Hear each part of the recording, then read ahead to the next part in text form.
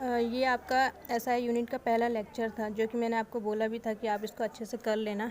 और मैंने आपको बताया था कि जो मेरा सेकंड लेक्चर होगा वो भी इसी से रिलेटेड होगा। तो इसको समझने से पहले आपको ये सारी चीज़ें आपको पता होना चाहिए था। ये कॉन्सेप्ट मैंने इसीलिए पहले कराया आपको। तो हम देख लेते हैं कि इसमें आगे क्या चीज़ें हैं। Unit system.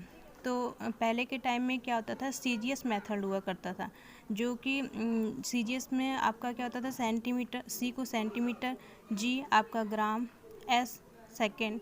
तो इसमें हमें कुछ बहुत सारी प्रॉब्लम्स आती थी भाई, टाइम भी लगता था इसमें, बहुत सारी चीज़ें। तो हम क्या करते हैं कि अगर टेक्निकल अगर हम इसमें रह रहे हैं तो हम चीज़ों को आसान करने के लिए कुछ डिस्कवर तो करते ही है ना।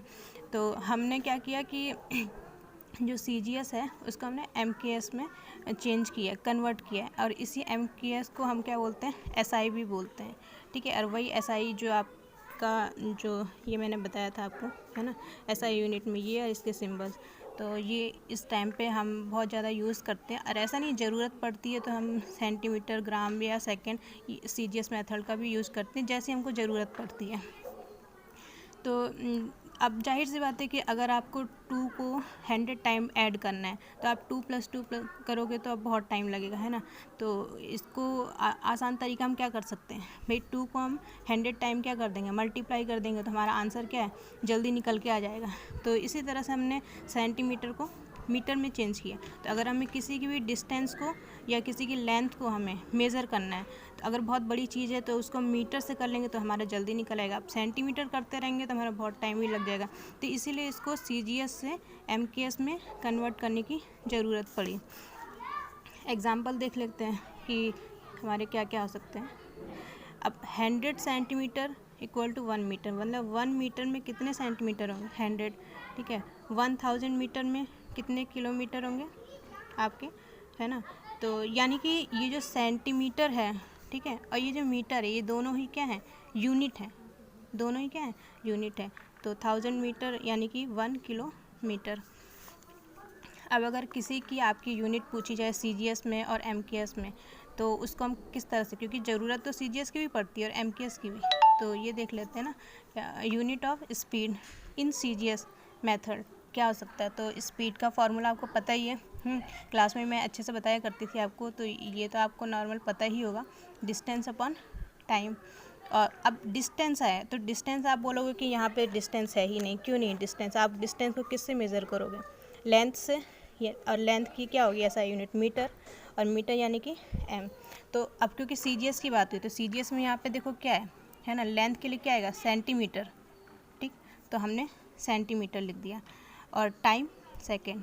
इसी तरह से यूनिट ऑफ अगर स्पीड MKS में करना है आपको, तो क्या करोगे, फार्मूला वही रहेगा, डिस्टेंस अपॉन टाइम। अब MKS में देखो क्या है ना, मीटर हो जाएगा, लेंथ के लिए क्या आएगा, मीटर। तो हमने मीटर यानी कि m लिख लिया और टाइम को सेकंड कर लिया। अब दूसरा हम देख लेंगे एक और एग्जांपल, यूनिट ऑफ डेंसिटी। तो डेंसिटी को हम रो भी इस तरह से लिखते हैं, ठीक है। तो इन CGS में करोगे तो फॉर्मूला क्या होता है, मास अपॉन वॉल्यूम, ठीक है, मास अपॉन वॉल्यूम। अब मास का तो आप देख सकते हो ना, मास का क्या आएगा आपका, यहाँ पे किलोग्राम, है ना, किलोग्राम यानी कि kg। अब यहाँ पे आप देखो CGS में क्या है, मास यानी कि आपका ग्राम, ठीक है। तो यहाँ पे आप देख सकते हो मास को हमने ग्राम में लिख दिया। अब वॉल्यूम, वॉल्यूम क्या चीज़ हो सकती है भाई, यहाँ पे वॉल्यूम भी वही आएगी ना, लेंथ ही तो आपको हो गया।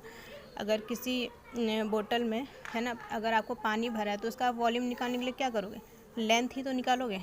तो यहाँ पे वॉल्यूम मतलब लेंथ, यानी कि यहाँ पे लेंथ क्यूब होगा, ठीक है। तो आप इसको ज़रा ध्यान से देखना, लेंथ क्यूब, ठीक है। तो मास अपॉन वॉल्यूम यानी कि वॉल्यूम को हम लेंथ लिख सकते हैं और लेंथ का वही सेंटीमीटर क्यूब CGS में, ठीक है। आप यहाँ पे देख लो।